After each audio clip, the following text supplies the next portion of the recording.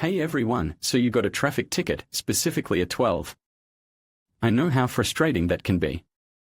In this video, I'm going to break down everything you need to know about traffic ticket 12, what it means, how much it's going to cost you, and most importantly, what your options are for dealing with it. Let's get started. Hey everyone, let's dive into this traffic ticket, specifically ticket 12, and clear up some confusion surrounding stopping on a highway. We are going to connect this to ticket 8, question 16, from CDC 1D1, because the principles are very similar. First, we need to nail down exactly what constitutes a highway. This isn't just any road, it's a road designated for high-speed traffic, often with multiple lanes and usually connecting larger areas. Think major thoroughfares, interstates, and expressways. The legal definition varies slightly from place to place, but the core idea remains the same: a highway is a road designed for faster, uninterrupted travel. It's crucial to understand this distinction because the rules governing stopping on a highway are significantly stricter than those for regular roads.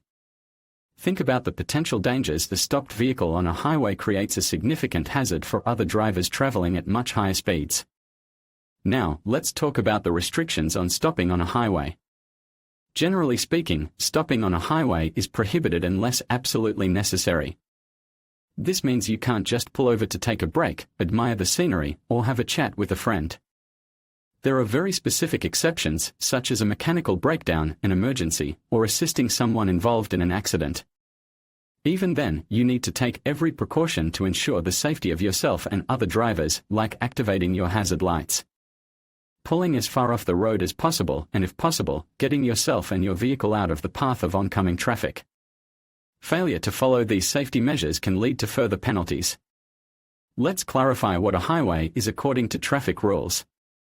The exact wording varies depending on your location, but it usually involves a combination of factors, including speed limits, number of lanes, and the type of road it connects. It's always best to consult your local driving manual or the relevant traffic laws for a precise definition in your area. Don't rely on assumptions. Knowing the precise legal definition of a highway in your jurisdiction is paramount to avoiding unnecessary tickets.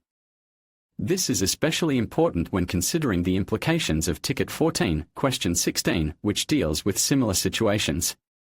Finally, let's briefly touch on something seemingly unrelated but actually relevant to understanding the context of highway driving: the maximum speed of a truck transporting passengers. This speed limit is usually lower than that of other vehicles on the highway, and it's in place for safety reasons. The heavier weight and potentially larger size of passenger trucks require a reduced speed to maintain control and minimize the risk of accidents. Understanding this speed limit helps illustrate the overall emphasis on safety and the need for responsible driving practices on highways, which directly relates to the restrictions on stopping.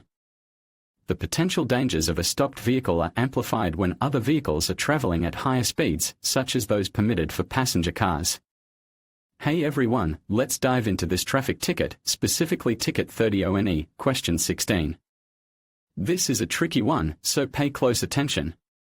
We are talking about stopping on a highway and whether or not it's ever permissible. This directly relates to ticket 8, question 16, CDC 1D1, which is why I'm addressing it now. We'll unpack that connection later. Now, let's look at ticket 34, question 1. This question often pops up alongside the others, and understanding it will give you a complete picture.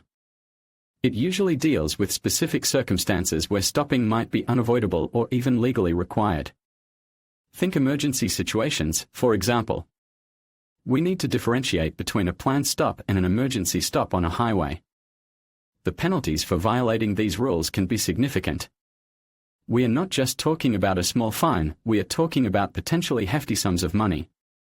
The exact amount varies depending on your location and the specific circumstances, but it's safe to say it's something you want to avoid. I'll show you some examples of fines in your area later in the video. Here's a helpful hint: always remember the difference between a complete stop and a momentary pause. A momentary pause to check your navigation, for instance, is different from a full stop on the highway. The law often makes this distinction, so understanding this nuance is crucial. Something incredibly important to know is that even if you believe you had a valid reason to stop, you still might receive a ticket. The officer on the scene makes the final call, and proving your case can be challenging. Prevention is always better than cure, so let's discuss safe driving practices to avoid these situations altogether. Finally, let's talk about the fines for driving on a highway and the associated penalties for stopping illegally. These fines can be surprisingly high, and they can vary widely depending on the state, the severity of the offense, and any other contributing factors. I'll show you some examples of fines for various infractions related to stopping on the highway. Remember, safety should always be your top priority.